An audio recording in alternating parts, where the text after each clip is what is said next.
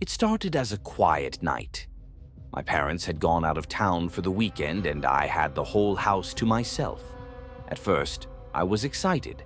I ordered a burger, played some music, then settled on the couch with a horror movie.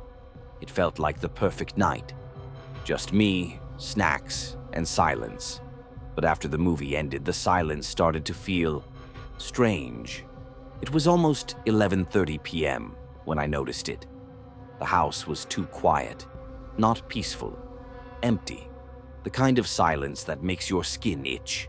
No cars outside, no humming from the fridge, not even the usual ticking from the hallway clock. I paused the next movie and sat still, and that's when I heard it. A soft tap, tap, tap from upstairs. I froze. My room is downstairs. The only rooms upstairs are the guest bedroom and a small storage closet. Nobody else was home. I listened again. Tap, tap, tap. It was too rhythmic to be the house settling. It sounded like footsteps. Slow, cautious, like someone didn't want to be heard. I stood holding my phone tightly. I checked the doors, still locked. I turned on the hallway light and called out, "Hello." Nothing. Then came another sound, scrape, like heavy furniture being dragged across the floor upstairs. Suddenly I remembered.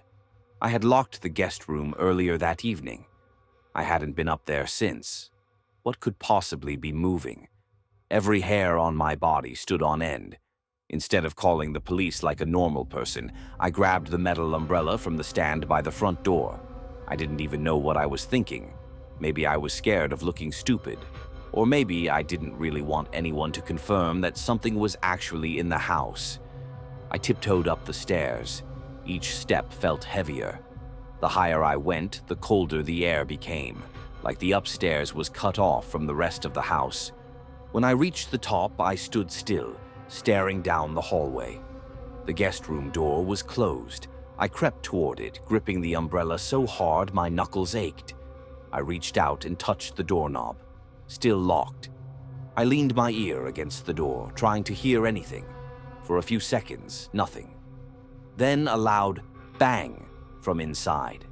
I stumbled back, heart racing, and ran downstairs, shutting and locking my bedroom door.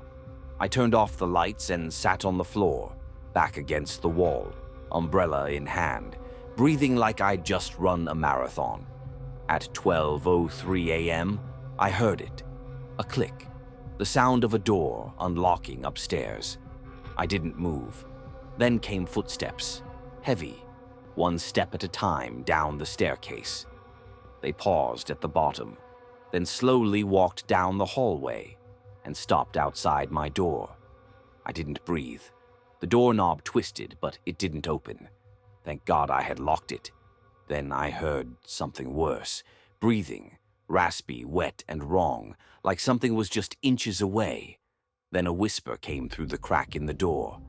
"I see you." I wanted to scream, but didn't. I hid under the bed, shaking. The breathing stayed for a while. Then silence. I didn't sleep that night. When morning finally came, I opened the door. Everything looked normal, but something was lying on the floor just under the door. A photo. It was a picture of me, asleep, taken from the foot of my bed. I stared at it for minutes, trying to understand. How? When? I burned it. Told my parents someone tried to break in. They called security, installed cameras, changed the locks. They even stayed with me for a week. Nothing happened while they were there. But the night they left, 12:03 a.m. Click. Footsteps again. The cameras never catch anything. The locks don't matter. I've moved furniture in front of the guest room, and somehow every night, that door still opens. Sometimes I wake up to find my closet wide open. Sometimes I hear breathing inside it. And sometimes I find new photos of me. Sleeping, eyes closed, mouth slightly open, taken from angles inside my room. No one believes me anymore, but I don't care.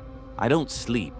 I stay up all night because whatever it is, it's still here, and I know it's waiting For the night, I forget to lock the door.